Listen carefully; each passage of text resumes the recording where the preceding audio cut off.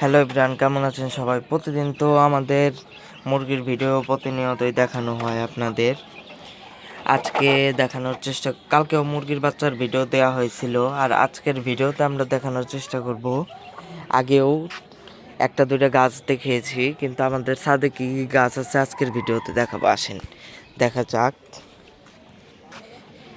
এই যে ছাদে কিন্তু আমাদের এই প্রথম গাছের ফুলটা, এটাই সবচেয়ে বড় গাছ আমাদের ছাদের মধ্যে। গাছে কিন্তু সবগুলো ডালেই মোটামুটি কলি এসে গেছে, আর ফুলও কিন্তু ফুটেছে, একটা দুইটা কেবল ফোটা শুরু হয়েছে। ওটা কিন্তু লাল কালারের হবে, আর এটা আবার হলুদের মধ্যে, হলুদ গাঁদা ফুল। আর এগুলো কিন্তু সব ডালের থেকে উঠিয়েছি, চারায় যে অনেক চারা উঠিয়েছি, প্রায় 30 থেকে 40টা চারা উঠিয়েছিলাম। প্রত্যেকটাই পিঞ্চিং করে দিছি, মানে আগাটা কেটে দিছি, তাহলে ঝাঁকড়া হয় গাছটা অনেক। আর 15 থেকে 20 দিন গেলেই কিন্তু আমাদের আবার মানে প্রত্যেকটা গাঁদা ফুল গাছে ফুল ফুটে যাবে। আর এটা কিন্তু আমাদের এই যে কদবেল গাছ 3-4 বছরের পুরনো, এটাকে সার মাটি একটু কম দেই, তার কারণে বেশি বড় হয় নাই। সামনে একটু যত্ন করব আর রিপোর্টিং করে দেব। আর এই গামলাতে কিন্তু আমরা ধনিয়া পাতা লাগাবো বলে এই গামলাতে আজকে মাটি ভরেছি। আর এটা কিন্তু আমাদের ওই নর্মাল লাল জবা ফুল গাছ, এটা কাটিমন আম গাছ। দেখা যাক এবার আম ধরে কিনা। আমি এবার নেওয়ার আশা নেই, আম নেওয়ার আশা নেই, যেহেতু গাছটার বয়স একটু কম। আর একটু বেশি বয়স হলেই ভালো আম নেওয়া যায়। আর এটা কিন্তু ব্যানানা ম্যাঙ্গো গাছ, এই গাছটা একটু অতিরিক্ত বেশি লম্বা। আর এই জায়গায়ও কিন্তু কিছু গাঁদা ফুল গাছ আছে। আর এটা আমাদের ওই যে টগর ফুল গাছ বলে, যেটাকে টগর ফুল গাছ, এটা বেগুন গাছ। বেগুন বয়স একটু বেশি হওয়ার কারণে 2-3টা বেগুন হয়েছিল, সবগুলো হারভেস্ট করা হয়েছে। আর আবার সার টার দেওয়া হয়েছে, কিছুদিন পর আবার ধরতেও পারে। আর এই যে গাঁদা ফুল গাছের গোড়ায় কিন্তু একটা পেয়ারা গাছও হয়ে রয়েছে ছোট, হয়তো বৃষ্টি পড়ছিল। আর এটা কিন্তু জলপাই গাছ, আমার ভাই আনছিল, ওদের স্কুল থেকে দিয়েছিল। আর এটা আম গাছ, তবে মানে কি জাতের সেটা বলতে পারি না, এবার যদি আম ধরে তাহলে বোঝা যাবে।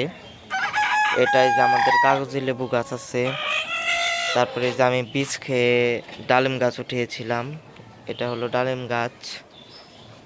এটাই কিন্তু 2টা ডালিম হয়েছিল একবার। তারপরে এই সিজনে অনেক গুটি আসছিল, তবে সবগুলোই ঝরে গেছে, শ্রী ফুল হয়নি এবার।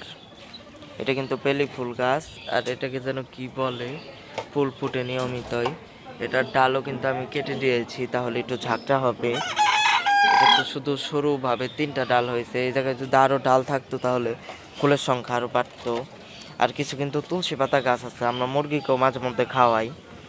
এই যে সবগুলোর ডাল কাটা, এই যে সবগুলোর ডাল মাথার থেকে কাটা, এগুলো কাইটা কাইটা আমরা মুরগিদেরকে খাওয়াই। আবার ডাল গাছ আরও ঝাঁকড়াভাবে হয়, সুন্দর হয় আবার।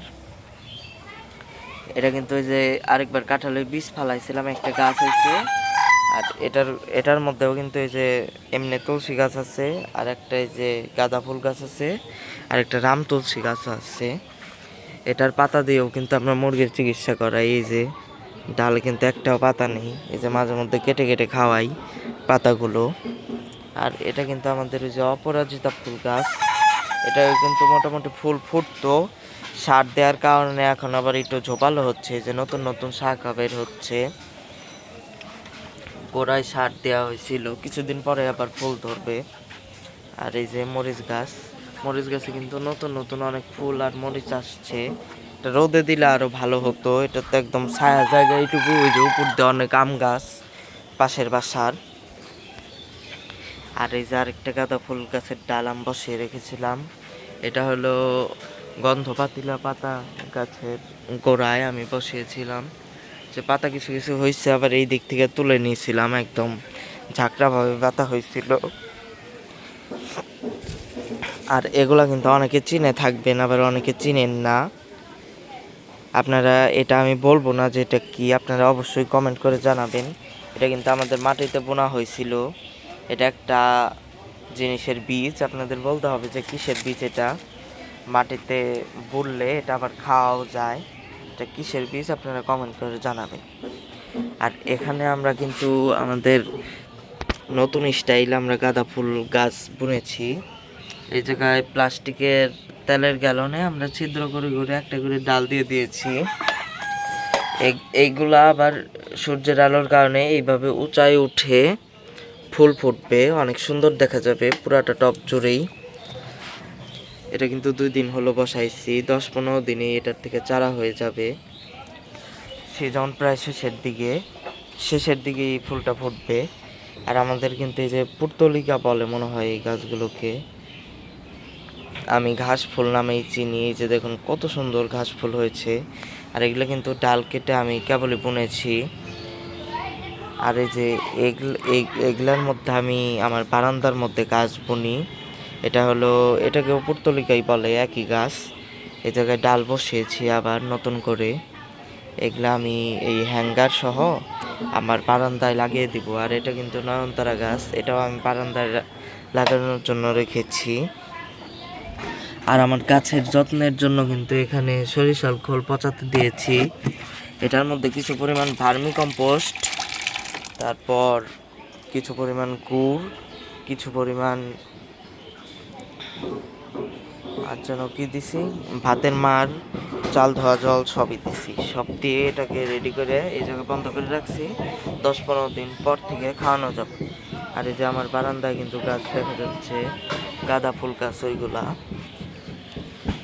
আর এই যে লাউ গাছ বুনছিলাম কিছু, মাটি প্রস্তুত করার পরে মাটির থেকে গ্যাস উঠে, তার কারণে সবগুলো হয় নাই বিচি, আবার চেষ্টা করবো। আর এই জায়গায় কিন্তু জবা ফুলের কাটিং বসিয়ে রাখছি, দেখি চারা হয় নাকি। এটা একটু তাজা জায়গা, আর এই 2টা গাছ মরে গেছে, এটা হতে পারে।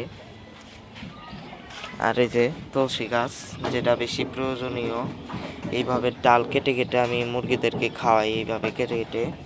আর এই জায়গায় একটা গাঁদা ফুলের ডাল কেটে রেখে দিছি, ভেঙে গেছিল হাতে লেগে। আর এক জায়গায় বসে রাখছি ছায়াযুক্ত স্থানে, জল পানি দিলে কিছুদিন পরে 10 দিনের ভিতরে চারা হয়ে যাবে। আর এই জায়গায় কিন্তু আছে টব নতুন, আব্বু এনে দিছে গাছ লাগানোর জন্য। এখন আপাতত বেশি টব প্রয়োজন নাই। আর আমি কিন্তু গাঁদা ফুল গাছগুলোকে বস্তায় বসিয়ে দিয়েছি। পুরাতন বস্তা ছিল, পুরাতন বস্তায় শীতের দিনে বসানো যায়, তবে গরমে বেশি বৃষ্টি হলে বর্ষাকালে বস্তাগুলো পচে যায়। শীতকালে ইচ্ছা মতো গাছ বোনা যায়, বস্তার কোনো ক্ষতি হয় না। অনেকগুলো গাঁদা ফুল গাছ বসিয়ে দিয়েছি। আর সবগুলোতেই প্রায় টুকটাক কলি আসছে। আর আমি একটু আজকে পুরান পাতাগুলো ছাঁটাই করে দিছিলাম, তার সেই কারণে উপরের পাতাগুলো তাড়াতাড়ি বাড়বে আর ফুল টুল বেশি আসবে। আজকের ভিডিও এই পর্যন্তই। সবাই ভালো থাকবেন, সুস্থ থাকবেন, আল্লাহ হাফেজ। আর এখানে কিন্তু পেট তৈরি করে আমরা শাক লাগাবো, পালং শাক লাগাবো, তারপর ধনিয়া পাতা লাগাবো। এটাই আমাদের ছাদ বাগান। সবাই ভালো থাকবেন, সুস্থ থাকবেন। আজকের ভিডিও এই পর্যন্তই।